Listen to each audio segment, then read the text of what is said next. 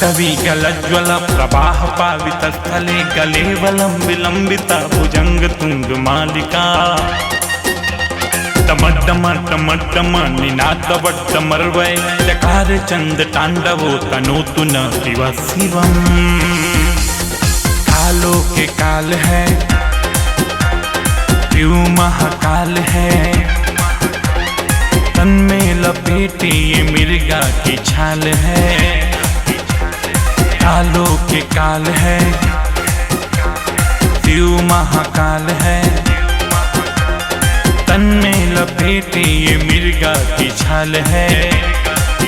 बेल पतरी धतूरा छबा ओम नमः शिवाय,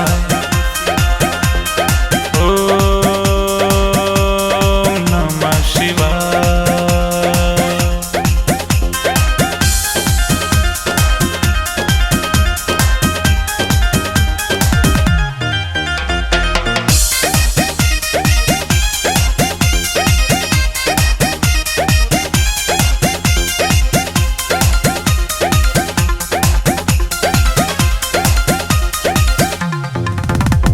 प्रचंड बाडवानल प्रभा शुभ प्रचारिणी महाष्ट सिद्धि कामिनी जना बहुत जल्पना।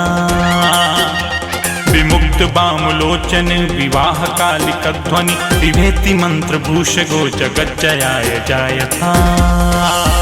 मत मौला मलंग है बैताल भूत संग है, जटा से निकली गंगा जिनके साप बिच्छू अंग है।